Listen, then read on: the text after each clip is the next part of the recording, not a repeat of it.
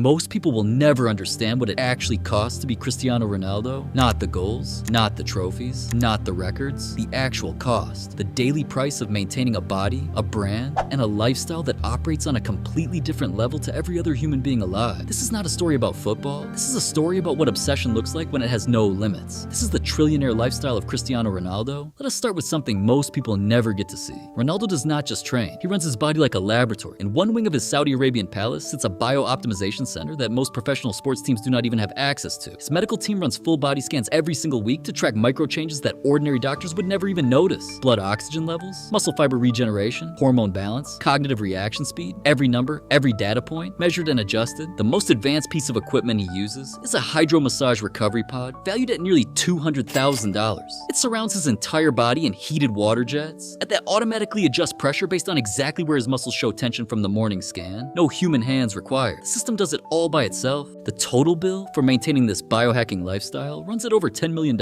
every single year. But Ronaldo is not chasing numbers, he is chasing time. And he is spending whatever it takes to slow it down. Now let us talk about where this man actually lives. Because when Ronaldo signed his record-breaking contract in Riyadh, he did not just move into a house. He moved into something that belongs in a different category entirely. The estate stretches across 10 full acres of desert land, transformed into a private oasis. From the air, it looks like a luxury resort. Every single inch of it belongs to one man. The main residence alone cost around $300 million to build. It is wrapped in white stone, imported from Greece. Surrounded by walls taller than most city buildings, step inside, and it feels like a museum crossed with a 5-star hotel. 17 bedrooms, 10 marble bathrooms, a ballroom the size of a basketball court, and an indoor waterfall that drops 3 full stories through the very center of the house. At night, the ceilings shift color to match the desert sunset outside. The lighting system costs nearly $5 million and can replicate daylight from any city he has ever called home. Beneath the main villa sits a 2-level underground world. The first floor is a complete spa, cryo recovery room, massage hall, sauna, and a salt brick steam room that glows gold. The second level is a private training bunker with a full turf field, boxing area. That underground complex alone costs $40 million to build. Security rivals a presidential compound, 20 guards rotating in 12-hour shifts, facial recognition cameras covering the entire perimeter linked to a control room staffed around the clock. Georgina has her own private dressing suite larger than most apartments, complete with a jewelry vault secured by fingerprint scan. But Ronaldo does not only have one property. His real estate portfolio spans 5 countries and is worth over $150 million in total. In Madeira, the island where he grew up, he built his home directly above the apartment block he grew up in. 7 floors connected by private elevators, panoramic glass walls, a rooftop pool, and a small museum inside displaying his earliest trophies and jerseys.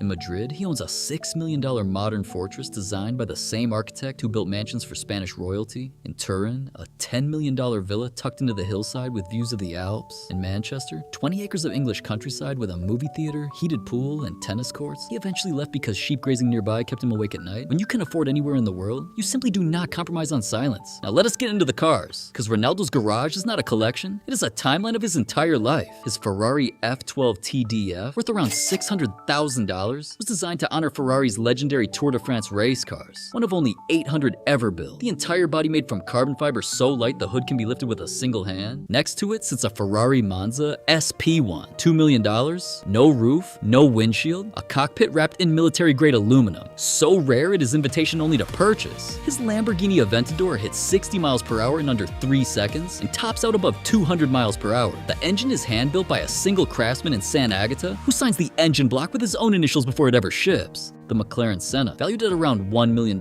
generates more downforce at top speed than the car actually weighs, meaning it could theoretically drive upside down if there was a road for it. The doors are made of transparent glass, so you can see the ground flying beneath you while you drive. Then come the Rolls Royces. His Phantom Tranquility Edition, one of only 25 ever built, has a volume control knob made from shavings of the Monina Lusta meteorite, a piece of rock that crashed into Earth from space 4.5 billion years ago. He literally adjusts his music with a fragment of the universe. And then there are the Bugattis.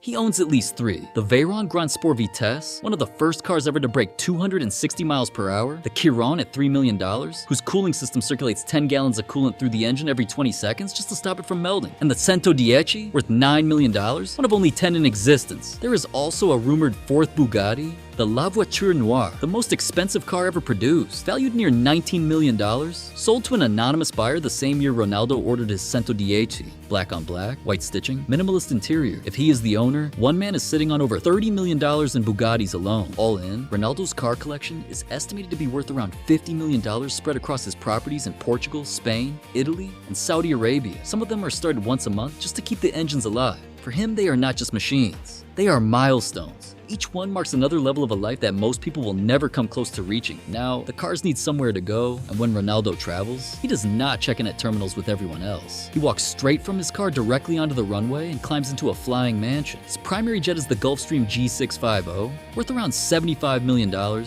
capable of flying over 7,000 miles without a single refueling stop. That means Lisbon to Los Angeles or Riyadh to New York in one completely non-stop flight. It cruises close to the speed of sound while keeping the cabin as quiet as a luxury hotel suite. Inside, it fits 18 passengers with a full dining area, a king-size bed, 2 bathrooms, and a complete kitchen where a private chef prepares real meals at 40,000 feet. The walls are wrapped in hand-stitched beige leather. Every window is an oversized oval nearly 3 feet wide, the largest ever installed on a private jet, flooding the cabin with natural light. The air pressure inside the G650 is maintained to feel like you are only 3,000 feet above sea level, even when cruising at 40,000. The result is that Ronaldo lands fresh enough to walk straight into training. His body barely registers jet lag anymore. He also reportedly has a Bombardier Global 6000 worth around $55 million, used to transport his management and security teams while he travels separately. It is the kind of aircraft used by heads of state, fitted with meeting tables, sleeping quarters, and noise insulation so advanced you cannot even hear the engines running. And then there is the rumored Gulfstream G700, the newest and most luxurious private jet ever built, valued near $90 million, 20 windows, sleeps 10 passengers, a master suite with a private shower, and a lighting system that automatically shifts to match whatever time zone he is flying into, recalibrating his body clock in real time to prevent jet lag before it even starts. His reported configuration includes a small gym area, a cryotherapy recliner, and a fiber optic ceiling that mimics the exact constellation pattern visible over Madeira, his hometown. So even at 40,000 feet in the air, he falls asleep under the same stars he grew up beneath. Combined, Ronaldo's private jet fleet is estimated to be worth over $200 million, every single one maintained and ready to depart at a moment's notice. Now, let us talk about what he has built that money actually cannot buy, because behind all the technology and the real estate and the cars, Ronaldo has been quietly constructing something far more important than any of it. Back home in Madeira, there is a museum dedicated entirely to his career. The Museu CR7 cost over $5 million to build and holds everything from his very first football boot to every Ballon d'Or he has ever won. But the philanthropy goes much further than statues. Ronaldo is one of the very few athletes who regularly donates millions without ever putting his name in the headlines. He has covered surgeries for sick children, paid for cancer treatments, personally funded hospitals across Portugal and Spain.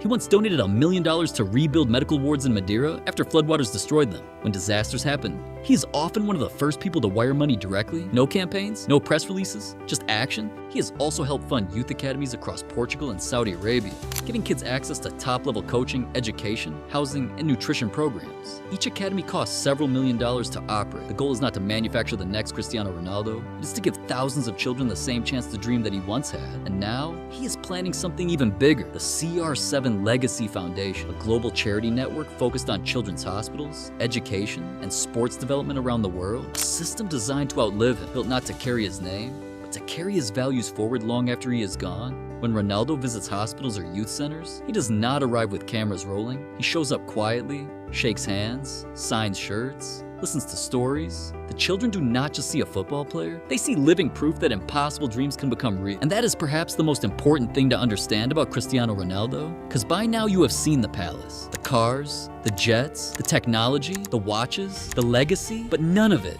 not a single piece of it, exists without the mindset behind it all. Ronaldo did not build this life because he got lucky. He built it because he refused to stop. Most people chase comfort. Ronaldo chases control. He has turned discipline into its own form of luxury, and that is the real difference between a millionaire lifestyle and a trillionaire one.